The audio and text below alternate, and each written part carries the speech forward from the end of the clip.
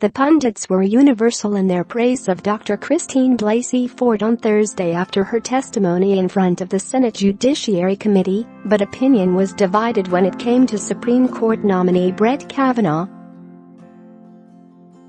On CNN, Kavanaugh got praise from Margaret Hoover, a former White House staffer who worked in the George W. Bush administration, and some very vocal disdain from Simon Sanders, who served as the national press secretary for Democratic presidential candidate Bernie Sanders.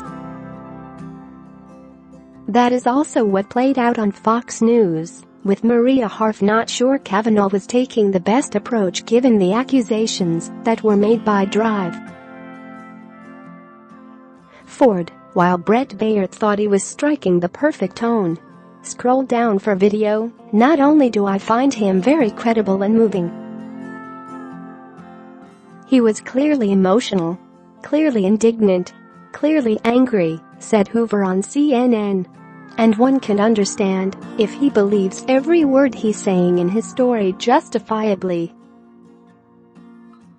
She then noted, so you have two people who have come and told their best version of the truth, and now it's up to people like us to try to determine what is the truth. Hoover went on to state that she was eager to hear what Kavanaugh would say given his close ties to the Bush White House, with the former president nominating him for his current position on the United States Court of Appeals for the District of Columbia Circuit.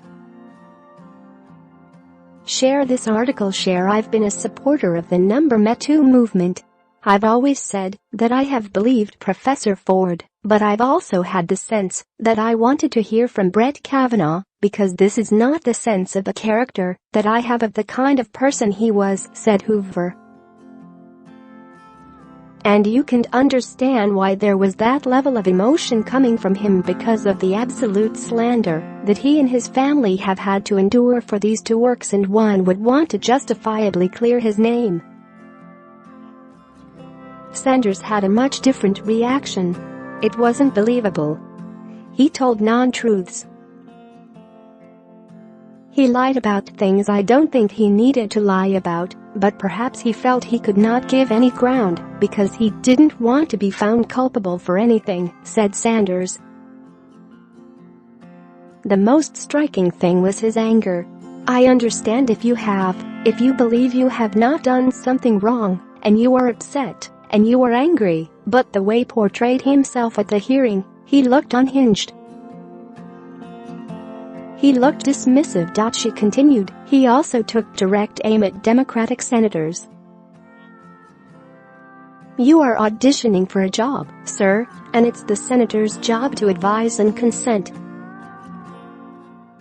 She then labeled Kavanaugh a Republican operative, saying he came out swinging, punching and hitting. Opinion was also divided over on Fox News, with Maria Harf saying that Kavanaugh's anger worked against him given the accusations. I think that would be smart, because think about the accusations, not just Dr. Ford, but the others that have come out, said Harf. They all involve some sort of aggressive behavior, being angry, especially when drunk. I think, again, I get why he's angry, but it sort of reinforces the narrative, when he is this hot, that maybe there is an aggressive or angry side of him that maybe might come out when he drinks those beers he keeps talking about. She continued, I think he needs to end this much calmer, not interrupt Democratic senators, even though they are going to go after him. If he wants this job, he needs to find a way to calm down a little bit. Bret Baier disagreed with this and seemed to believe Kavanaugh should continue on as he had been thus far in the hearing. I don't know. There is all of this. He needs to be indignant. He needs to stand up and be emotional, said Baier.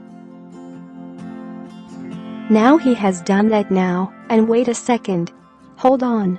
He has to dial it back and be a judge again. Which one is it? Savannah Guthrie was in Kavanaugh's camp on NBC, admitting she was moved by his emotional testimony. This was a no-holds-bar.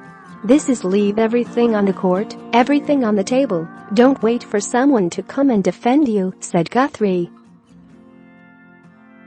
He put it all out there, made a political argument, legal argument, personal argument. How could you as a human not watch that and feel gut-wrenched? Guthrie added, same, by the way, with Drive.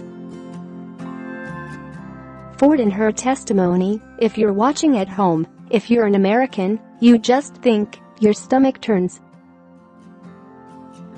Andrea Mitchell found the entire process upsetting, however, and a sign of the fractured state of American politics. Clarence Thomas turned a corner when he came back after Anita Hill's testimony and said, "This has been a high-tech lynching," said Mitchell.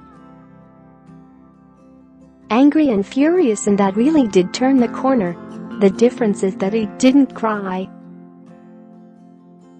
He was emotional and angry, but he was as emotionally raw as the subsequent testimony, so it's a roller coaster here. She observed, "You don't know how that is going to play."